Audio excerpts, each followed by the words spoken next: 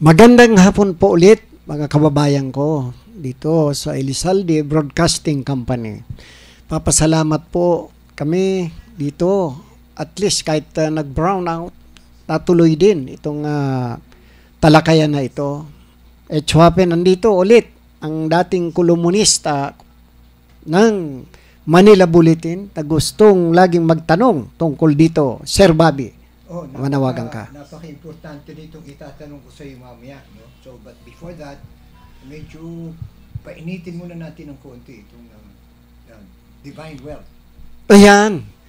Alam mo kung minsan ang curiosity mo, natatats ka, gusto na rin ito siguro ng madla ng mga kapwa Pilipino natin para mapag-usapan na. Dapat, lalo ngayon in this trying time.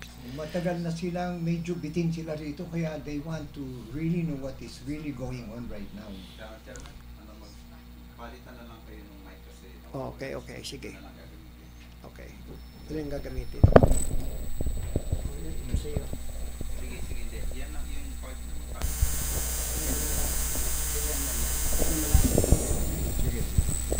na Okay, abot-abot lang. Thank you. Muna?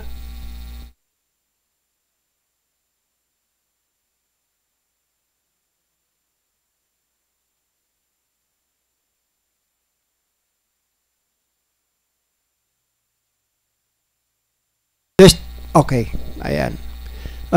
Ito sa Sir Bobby, medyo ito na ang talakayan na ang curiosity mo rito, talagang gusto mong ulit-ulitin ito. Although supposed to be Thursday pa ako, pero through your sa initiative tungkol dito, kaya andito po ako. Sir Bobby. With your good efforts, medyo maganda ang dating natin ngayon sapagkat ang pag-uusapan natin dito ngayon ay divine wealth, no? And this is very important because dito nakasulaylay ang kinabukasan ng ating mga kabataan. Totoo yan. Lahat tayo. Lahat. Itong lalo na yung mga may edad na malapit na nga. Sabi nga gano'n, sa mapanaw dito sa mundo. At tungkol ito, matagal nang tungkol sa divine wealth na pag-usapan. Hanggang ngayon, Sir Bobby. Naano nga yan ng PCGG, Philippine Commission on Good Government. Kaya nga, ang umpisa po noon ay si former Senator Hubito Salonga during the time na naghabol dun sa ill-gotten wealth daw ng former President Ferdinand Marcos. Napunta pa yan ng Switzerland sa ng kayamanan kuno ni former President Marcos Senior. Kaya sa ngayon, we are focused now dito sa tinatawag natin divine wealth. No, because you are very much people are very much interested tungkol dito sa divine wealth. And what can you say about this?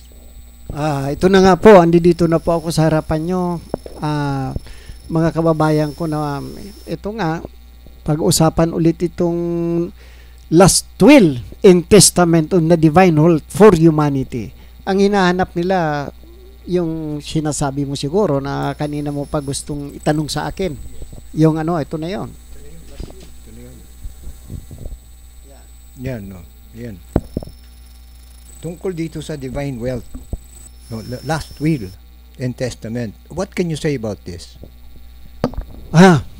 Magandang tanong.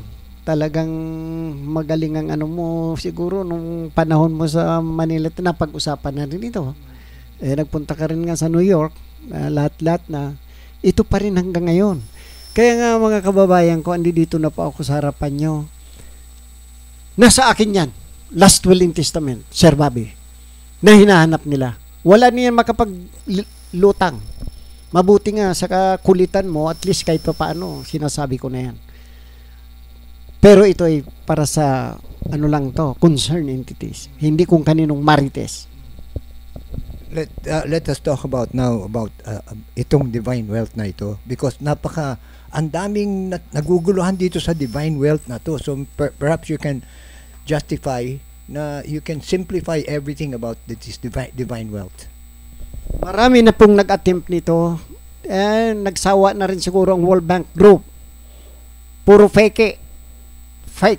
Kaya sa kasasawa nila hanggang ngayon, walang lumulutang kasi wala nga sila kanila yung last will and testament na hinahanap, Sir Bobby. Yan nga ang pinag-uusapan ngayon eh. Yan ang gusto nating pag-usapan ngayon tungkol sa divine wealth, and how are we going to divulge this publicly? Ito na nga po, andi dito na.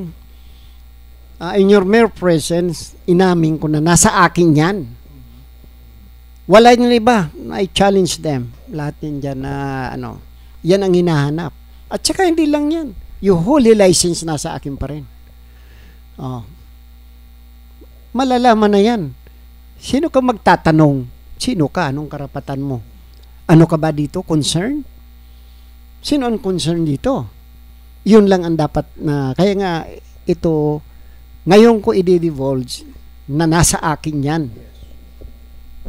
Yan ang inihintay ng ating mga manunood ngayon. So, perhaps, at this very moment, please, tulungan nyo po kami kung paano itong divine wealth na ito. Ito po, yung hinahanap siyempre ng concern. Wala niyang kahit sino dito, paikot-ikot sa Pilipinas. Galing na rin po ako dyan sa Department of Finance. And even si Attorney Hill Beltran, the chief economist natin. Yan, sumulat sa akin na ganito, ganon. Ay, tingnan mo yung mga hinahanap ngayon ng Marcos Wealth. Paikot-ikot sila. Hanggang ngayon. Kaya nga, ang ekonomiya will collapse. Kasi ito nga puro nga walang lumalabas na totoo. Believe din nga ako sa iyo because of your eagerness na hanapin ako para ipaliwanag dito sa Elizalde Broadcasting. Kaya nga nandito ako. Nandito pa rin yung libro nga na ko na po ito, copyrighted na po ito. Yung Final Judgment and Declaration of Truth concerning Divine Wealth for Humanity, mga kababayan ko. Kasi pag wala po nito, lalo nito, walang makakapag kasi batas po ito ng pera. Sino lang mayroon ito? Sumulat na rin po ako sa ating Presidente Bongbong Marcos. Binigyan ko siya ng last spiritual will and testament. Pati yung kanyang pinsan, our voting speaker of the House, Martin Romualdez. Ang pinag-uusapan dito, naibigay ko na yung batas. Kasi pag wala kang dalang batas, hanapin na naman ito. And even itong last will and testament. At saka yung huling tipan, yun ang napag-usapan noon sa Switzerland. That was August 25, 1986 by Hubito Salonga, the former PCG, yung first PCGG ni former President Corazon Aquino. Kaya nga, and even Sir Dirlo, nakapirma ka. Ikaw na executive secretary noon sa Malacanang. Mayroon po akong kopya niyan. Ayan, pumunta na rin po ako sa Senate. Ikaw ang noon sa Senate. Kaya nga, nakakapagtaka, hanggang ngayon ang tagal nyo na rin po dyan sa Senado, kayo.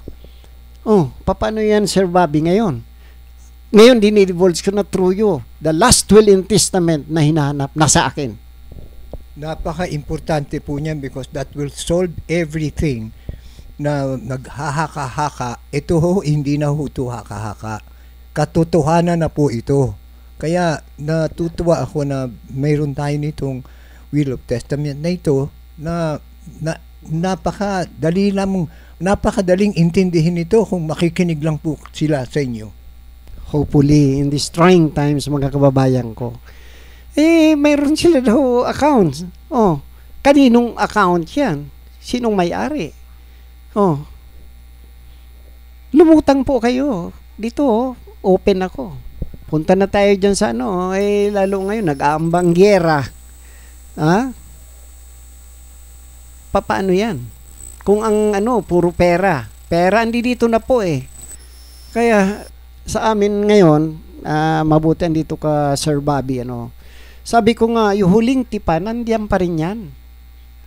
Hawak ko pa rin yan. At saka wala kang sino namang magtatanong niya, kinaukulang ka ba? Pero para mas maganda, lumutang na po rin kayo. Napag-usapan yan, PCGG, na ganyan itong pera na yan. Kanino yun, sinabi naman po ni former President Ferdinand Marcos Sr., hindi kanya yan. Na-transfer niya sa isang spiritual wonder boy. Maraming nag-wonder boy. Pumupunta pa ng inanapan ng papeles. Wala rin. Yung iba dyan, sila raw ang ganito, ganyan. Nasaan ang katibayan nyo? Ang katibayan, mayroon ba kayong batas sa pera? Last will and testament? Kanino? Nandiyan na si BBM mo. Bakit kung talagang nasa kanya o sa kung kanino? Pero ako, Sir Bobby, hindi dito ako, sinasabi ko, yan, nasa akin yan.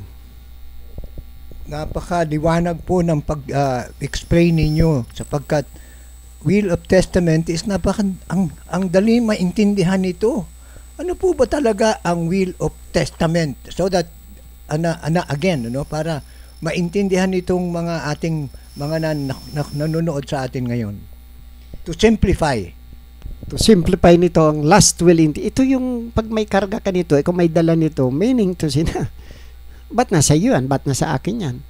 Ito na nga kaya nakagawa ako ng batas tungkol dito sa divine wealth for humanity. Yeah. Copyrighted na po ito, mga kababayan ko. Ngayon ang sinasabi ko nga, ito na. Kasi, sino ba naman ang maghanap nito? Dito sa Pilipinas. Galing na ako dyan sa Supreme Court. Nagbigay na ako dyan ng papel sa National Defense. And even lahat dito. In-endorse pa nga ako during the former President Digong Duterte. Ang nag-endorse sa akin yan si Sal Panelo, Chief Legal. Si Labungo at saka si DOF Dominguez. Kaya nga lumutang ito si Attorney Hel Beltran. Siya po ang sir, nasa akin yung sagot mo. Then, yung sinasabi mo na Ilgaten, hindi po ito. Hindi po related kay former President Marcos ito. Sinabi naman niya. Dito nakalagay sa libro ko. Kaya wag na natin siyang atakihin na ganun-ganon. Kung mayroon din siguro ang mga Marcos, that's another story na sila na magpatutuo niyang kanila. Pero yung hinahanap po ng last will and testament, ako na ngayon, in your mere present, itong oras na to, minuto na ito, buwan na ito, taon na ito, sinasabi ko, nasa akin po yan. Paano po naman sila makaka-access dito sa Will of Testament na ito? Na saan po nila ito pwedeng bilhin? Hindi po ito binibinta, hindi ito binibili. Kinaukulan lang po ito. Sa kinaukulan po ito. Wala po ito nagastos ako lang po dito. Ni pisong duling. Kasi ito, lang po ito. Ang makakabasa lang po nito yung kinaukulan. Yan, tulong-tulong po tayo mga kababayan ko. Huwag na kayong magpapaano dyan sa iba kung sakali. Magtulong tayo. Wala na yung sila ang totoo, ako ang totoo, tayo ang totoo. Andi dito, live po ito, Sir Bobby. Ikaw, taga-bulletin ka eh. Kaya hindi na dyan, di pwedeng matakot. Nandyan ang gobyerno natin. Tulungan natin ang gobyerno natin. Ako, ganyan, kay BBM, sinulatan kita through, your secretary, si Vic Rodriguez. Ewan ko kung nakarating sa inyo. 2022, yung kaupo mo lang po, sumulat ako. Then, sumulat na rin po ako sa ating Speaker of the House. Nasa kanya po yung batas. Anong batas natin ngayon, Sir Bobby? Wala na akong anong batas eh. Alam mo, ito napaka-importante nito because this will enlighten everyone about this book. So definitely, they would want to have this kind of, this book so that to them, magkakamayroon sila ng totoong idea na kung ano talaga ang nangyayari sa bansa natin. So yun ang punto ko po di vista rito ay saan po ba ito pwedeng mabili? Ito, hindi ito nabibili, not for sale. Ito po sa National Library. Ayan, Sir Bobby, copyright registration. Nandiyan yan. Even in here, ito po yan. Doon po nyo maano ito sa National Library. Doon na lang po kayo mag-research. Kung gusto nyo, dito sa Elizalde, mag-ano kayo ng appointment dito kay manager, kay Professor Chot Velasquez. Dito lang po open naman tong broadcast na itong station. O nandyan si Kuya Hil, si Ma'am Mel, andi dito po, Sir Bobby. Napakaganda po nito because you are not really after the money na kung sinong bibili nito and everything, and not for sale. Yan ang napakaganda. Kaya I congratulate you on this, and then pumunta sila rito kung gusto nilang malaman, makita, hindi ito nabibili sa kung saan. Opo. Kasi that is for the Filipino people, this divine wealth for humanity. Ito lang po tong Elizalde Broadcasting, katabi lang po to ng NBI dito, National Bureau of Investigation. Kaya alam mo, Sir Bobby, mayroon naman tayong mga nandyan na yan. Sabi ko nga, kinauko lang, galing na rin akong Supreme Court. Mayroon ako dito, pinaalam ko na ang batas dito sa atin, and even to the Chief of Staff and dyan sa Krame, si IDJ. Nagbigay na rin po ako lahat ng mga legality. Kaya, bakit kayo matatakot dyan yung mga mayroong may accounts? Ha? Sasabihin na ganito, ganon, maano. Pag nag-ek-ek ng ganyan, i-report nyo na po yan sa kinaukulan. Sa ngayon pa, paano tayo? Bakit kayo magtatago, Sir Bobby? Ha? Ako, hindi naman yung ganun, sila raw, ganito, di so be it. Oh. Wala naman silang dapat ikatakot sapagkat totoo itong documented itong pinag-uusapan natin dito. Yes, kailangan ang legality mo. Saan mo na ba pinasa yan? Ay sino bang nitong, hindi naman mababayaran sa Pilipinas yan, inyo na yan eh. Dollars ito. Di ba euro? Ha? Siyempre, sino mag-endorse sa inyo? Amerika. Especially the President of the United States. Yan ang mag-i-endorse, hindi yun dito. Kung si PBM nga, si presidente natin ngayon, kung yan, may accounts din yan sila noon. Munta ng Switzerland, kung saan-saan. Samantalang ako, sumulat na ako sa kanya, Sir Bobby. Open ako. Tutulong tayo. Kung mahirapan kayo makuha yan, andi dito po tayo. Kaharap ninyo na. We're willing to help you out with this. Mga document na nandito po sa atin. Alam mo, dokumento lang yan. Sino bang kinaukulan? Mga kababayan ko. Number 1 dyan, United Nations Organization, International Court of Justice, International Criminal Court, Financial Action Task Force, and World Bank Group. Alam mo yan, 5 na yan. Wala yan mga sinasabing IMF. Wala yan sinasabing mga kung sino-sino. Kasi nakalagay ang 5 na yan sa Global Agreement. Pag sinabi nilang salamat tayo kung may mga nakatago sila, anong legality po ang kailangan nyo? Siyempre, nandyan ang gobyerno natin, huwag na natin ibabay pa sila. Kaya nga ako, dito ang mga, may mga receive sila. Sir Bobby. Yun, ang inaano lang po natin dito, yung curiosity nila, na hindi na po kayo magiging curious sapagkat available po ito na if you want to have a copy of this, all you have to do is how do they get in touch with you? Not only, sabi ko nga nandiyan na sa National Library. Nandiyan lang po ito, mga kababayan ko. Bakit ako kakausapin nyo? Ito, ano ko na to sa kinaukulan. Para kay ano pa? I don't try to make pa-believe kahit kanino. Importante dito, kasi ito, ebidensya ito, na pwedeng tumulong sa akin o kalabanin ako. Ang napakaganda po nito sapagkat itong paglabas nito, it does not necessarily mean that you are going to make money or anyone is going to make money. They are going to be enlightened of the truth. Yun ang importante. So people are so curious now how they would be able to have this book, and simply all you have to do is maybe get in touch with you personally here dito. You cannot find this anywhere. Yan ang enlightened then on this. Wala po nito sa buong mundo. Hindi dito lang po sa Pilipinas ito. At saka ito na rin siguro itong panahon na ito. At saka lapit-lapit ng NBI Kayo diyan kung ano man, magtulungan tayo. I'm in here, Sir Bobby, to shed light on this. Kaya nga, yeah, and nag-divulge na ako about the last will and testament. Bakit para ano pa kayo? Tandaan nyo po, wala dito kahit sino pang para makisawsaw. Immerse on this. Kasi hindi naman kayo ang kinaukulan. You're not the entities on this. Doon lang sa concern ito, mga kababayan ko. Kaya wag na po kayong magtaka. Gaya sa inyo, kung may hawa kayo, so be it. Igalang natin ang karapatan ng lahat. Pero yung maninira kayo, we hope and pray na lumutang na in this trying time. Ay, alam mo ito, nag-amba ng gera sa West Philippines Sea. Marami ng lingaw-ngaw dyan na kaysa ganito. Huwag tayong papasira sa ganyan. Sa pera tayo.